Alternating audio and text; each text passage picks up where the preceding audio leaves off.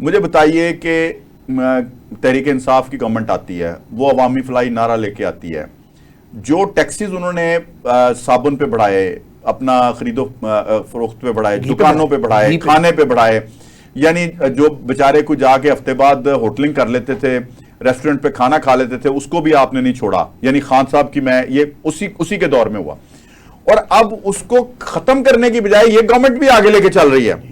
अगर उस वक्त बुराई थी तो उसको पहले बुराई कहेंगे, तो फिर आप मरियम नवाज के एक्शन को बुराई कहेंगे, वरना नहीं कहेंगे।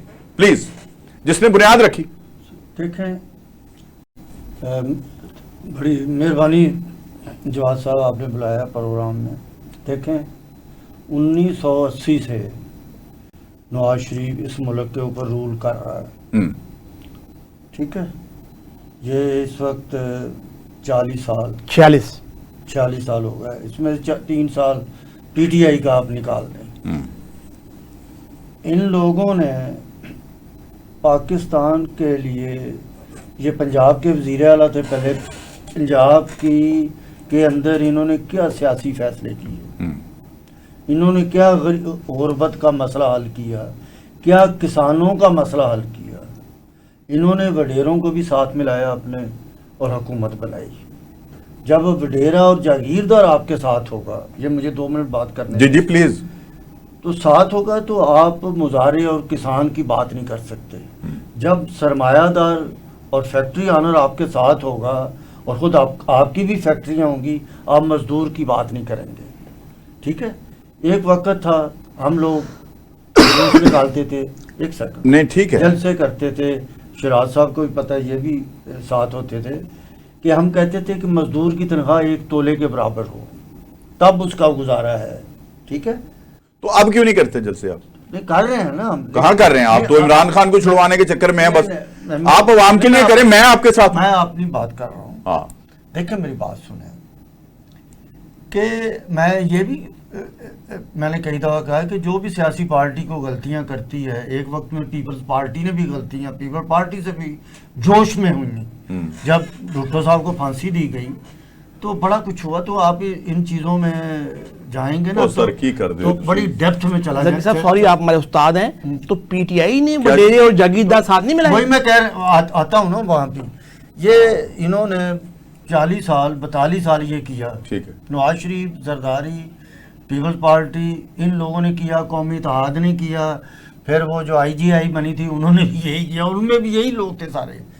अब पीटीआई आई, पीटीआई जो आज मुश्किल में है ना, इसकी लीडरशिप जो मुश्किल में है, उसकी वजह ये है कि वो मंशूर से हट गए थे। मैं मानता हूँ, मतलब इमरान खान ने कहा था, हमने अपने आइन में ये शामिल किया था कि जब तहरीक इंसाफ की हुकूमत आएगी, हर किसान को हम 12.5 एकड़ देंगे जो खुद काश्त करता है। दो जी अपनी पार्टी का मंशूर लेके बात कर रहा हूँ ना, कि हमने ये किया, इन्होंने अमल नहीं किया, इन्होंने अमल नहीं किया। और जिसकी सजा है आज, जब पाकिस्तान और इंडिया डिवाइड हुआ तो सबसे पहले हिंदुस्तान ने अपने मुल्क के अंदर फ्यूडल ख़त्म किए। वहाँ पे उन्होंने 18 एकड़ हर काश्तकार को दिए। देखिए, जब आप गरीब की बात करते हैं ना, उसमें काश्तकार आता है, उसमें मजदूर आता है, उसमें लोअर मिडिल क्लास लोग आते हैं, तो फिर उसको आप थोड़ा सा एक्सप्लेन भी करने दिया करें। ये हमारी हुकूमतें जो हैं, ये इसके ऊपर इन लोगों ने कोई काम नहीं किया और नहीं करेंगे भी नहीं। इवन ये पीटीआई जो थी, जो इसके अंदर सर देखें, ये कहाँ का असूल है। एक जो नजरियाती लोग थे ना, एक सेकंड, हाँ, जो नजरियाती लोग थे ना जवाल भाई, उनको तहरीक इंसाफ की जो गवर्नमेंट थी उस वक्त, वज़ीर आज़म थे, उन लोगों ने साइड लाइन कर दिया था, क्योंकि ये हम इन चीज़ों की डिमांड कर रहे थे कि ये हमारे आइन में है। इसलिए आज भी आप देखें कि ये जो नए क़यादत आगे खड़ी है, वो इस चीज़ों की बात ही नहीं करती। ठीक है, और हम लोग आज भी उस चीज़ की बात करते हैं कि हमारा ये नज़रिया है, और इंशाल्लाह इस नज़रिए पे हम, अगर कभी गवर्नमेंट आई तो हम इस पे अमल करेंगे। ठीक। ज़की साहब, मुझे ये बताएं कि हम बात करते हैं अवाम की, अवाम की कौन बात करता है? मैंने तो आपके लीडर को भी देखा, फिर इस तरह फिर इस तरह से ही जिमें तुसी गल कर दो कि एक खातून उसकी प्रेस कॉन्फ्रेंस में गई, इस्लामाबाद की बात है, उसमें मैं भी मौजूद था, तो वो बेचारी पहुंची कि मेरे साथ जुल्म हुआ है, तो वो उसको हाथों से ऐसे ऐसे हटा के परे करते रहे, और उसके बाद जो उसकी तस्दीक की गई वो आपको भी पता है, मुझे भी पता है। जब किसी कैमरामैन को थप्पड़ मारा जाता था तो अगर कोई खातून कहती थी उस टेलीविजन की कि अपना मेरे कैमरामैन को थप्पड़ मारा, तो वो कहते थे कि तुम किस टीवी से हो? हाँ, नाम लेती नहीं, वो जियो था, उस नाम लेती थी टीवी का और कहती थी अपनी रिपोर्टिंग सही करो। खान साहब तो डिक्टेटर से भी ज्यादा बदतर एक इंसान बने हुए थे। मुंतकिल मिजाज। तो मुझे बताइए कि इस तरह का रवैया आवाम के साथ, ये क्या बता रहे हैं? आज कौम ऐसी हो गई है जैसे इमरान खान था। मैं सीधी बात कर रहा हूं। जो है तो आपने बड़ी अच्छी बात की है ये, कि अगर इमरान खान ये कर रहा था, हाँ, तो देखने वाले सारे नहीं, मैं उस बात से, जो उन्होंने गलत किया, उसकी टीम ने जो गलत किया वो गलत था। और ये नहीं कि वो आज बाहर आज़ाद बैठे हैं, वो अंदर हैं, जेलों के अंदर बंद है। वो बिल्कुल उनकी टीम भी और खुद भी। अल्लाह ताला का एक निजाम है। क्या बात है, जिसे हम कहते हैं लॉ ऑफ नेचर। बहुत दुरुस्त बात है। जो लॉ ऑफ नेचर है ना, वो किसी को नहीं बख्शता, चाहे कोई नमाजी परहेजगार हो, लेकिन अगर वो जालिम है या कोई ऐसा कर रहा है तो वो अल्लाह ताला उसको माफ नहीं, वो क्योंकि उस कानून में की जद में आ जाएगा। जब कानून की जद में आएगा तो पकड़ा जाएगा। अब आ जाए, आपने जो पेट्रोल और दूसरी चीज़ों की बात की, बिल्कुल ठीक। देखें, इन्होंने जब ये जंग शुरू हुई अमेरिका और ईरान की, तो इन्होंने ये किया कि गाड़ियाँ, बड़ी गाड़ियाँ जो दी हुई थी सरकारी मिनिस्टरों को, ब्यूरोक्रेसी को, आधी से कम करते हैं इन्होंने, 50% कम करते। जिस दिन ये इन्होंने पेट्रोल सस्ता किया ना थोड़ा सा, ठीक है, अभी वहां नहीं आए जो 260 था, तो अभी तो 300 है, बल्कि 260 नहीं, अब तो 220 होना चाहिए। जहाँ था वो कह रहे हैं। मैं यही कहने लगा, उनके उस वक्त इतना था। इन्होंने वो पेट्रोल सस्ता किया, पेट्रोल सस्ता करने के साथ वो गाड़ियां सारी आजाद कर, रिवर्स कर दिया, सारा कुछ सबको रिवर्स किया, लेकिन पेट्रोल गरीब को वहां तक नहीं दिया उन्होंने। अगर उनको वहीं रहने देते, गरीब को फायदा देते। तो ये जो आप बात कर रहे हैं, बात सही कर रहे हैं आप, कि भाई जो पाकिस्तान की आवाम है, जो 80% गरीब है, उनको क्या बेनिफिट हुआ अभी तक? कुछ भी नहीं रो रहे हैं, कुछ भी नहीं। गैस, बिजली के मीटर, बिजली महंगी, लोड शेडिंग, सिवाय रिकवरियों की धमकियां देने के अवाम के साथ कुछ नहीं किया जा रहा। ये लेवी टैक्स बढ़ा रहे हैं, ये कर रहे हैं, कौम डर रही है, यार ये कौन सा टैक्स आ गया, ये फलां टैक्स आ गया। ये इतना जुल्म हो रहा है इस दौर में अब, कि 80% जो आवाम है ना, हर सूबे में परेशान है। अब ये सड़कें तो साफ हो रही हैं, ठीक है, पानी साफ हो रहा है भी, आप सड़कें तो साफ कर रहे हैं, लेकिन अब आवाम का भी सोचें कि वो गरीब को रोटी मिल रही है कि नहीं मिल रही। आवाम की जेब साफ कर रहे हैं, उनकी जेब साफ कर रहे हैं, उनसे टैक्स लेके पैसे ले रहे हैं और आप सफाइयाँ करा रहे हैं, ठीक है। तो ये जो आपने पूछा है बहुत जबरदस्त पूछा है, और इनको चाहिए कि पेट्रोल को सस्ता करें। बजटिंग जो है वो कैसे हो सकती है? घर की अवामी फलाई पार्टी जो है वो क्या सोचती है और क्या मुतालबात है सर? यानी हुकूमत वक्त से। हम तो ये कहते हैं कि आपने 20 साल पहले 1000 अरब टैक्स इकट्ठा किया आवाम से एक साल में, ठीक है। अब आपने करना है, लंगड़ियाल साहब चेयरमैन, उस दिन इंटरव्यू था मुझे जहांगीर से, तो मैंने मैसेज किया कि आपने उनसे ये पूछा ही नहीं कि हम 20 साल में 1000 से 15,500 रुपये आ गए हैं। हमारी बिजली आज से 7 साल पहले 8 रुपए यूनिट था, हम 60 रुपए पे चले गए हैं। ठीक, आप जो बात कर रहे हैं कि आवाम परेशान होती है, मेरा मीटर उतरेगा, वो इसलिए कि उसकी आमदन इतनी बड़ी नहीं 7 साल में, और वो 8 गुना 9 गुना बढ़ गया आपकी बिजली। वो बिजली के पैसे नहीं दे रहा, वो टैक्स दे रहा है। यानी आपका 100 रुपए में 60 रुपए टैक्स है, 40 रुपए आपका बिल है। अब आप मुझे बताएं, जब आपने 1000 आपने इस पे भी वर्किंग की होगी, जरा ये भी वजाहत कर दें।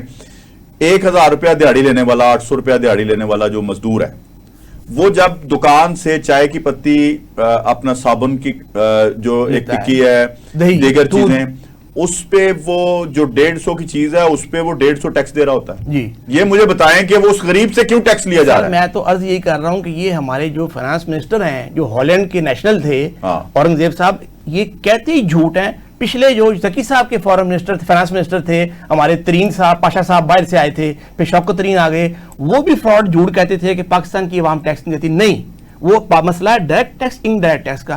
जो आपका एमपीए, एमएनए, वजीर, मुशीर, इंडस्ट्रियलिस्ट, आपका सरमायादार, जागीरदार, जिसकी आमदन माना 20 करोड़ है, क्या वो उसमें से 20% टैक्स देता है? वो देता साल का 5000 रुपया। जो 30,000 का, जिसकी आपने बात की 1000 दिहाड़ी की, उससे आप टैक्स ले रहे हैं 50%। अच्छा, दूसरा 25,000 दुकान पे जो टैक्स लगाया है जी, पर शॉप, और शॉप वो भी उन्होंने कहां से लेना?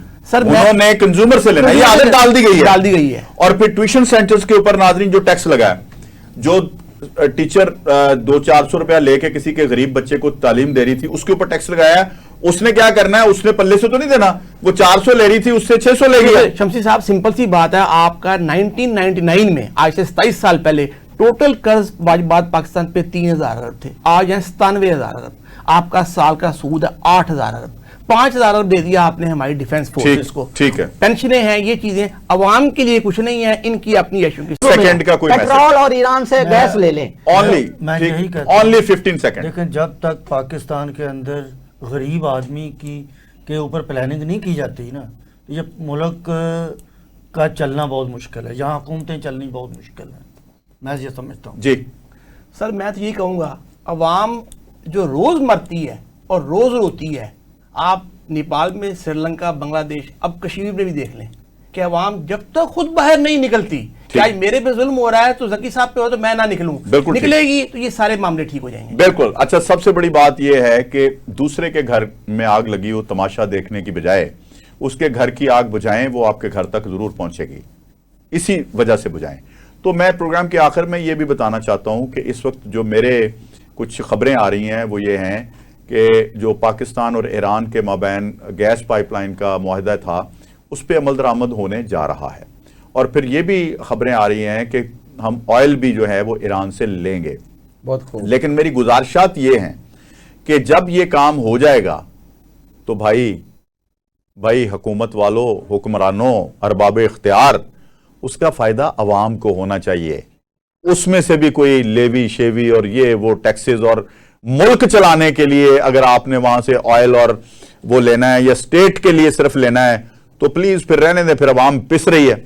अगर डायरेक्ट अवाम को उसका कोई फायदा है तो मैं इस पे मुबारकबाद भी दूंगा और इस पे अवाम को भी कहूंगा कि कौम का साथ, पाकिस्तान का साथ जो हमेशा से देना है और देते चले आ रहे हैं, कुर्बानियां भी देनी है, ये हक है अवाम का, देंगे जिस तरह से हमारी फौज कुर्बानियां दे रही हैं।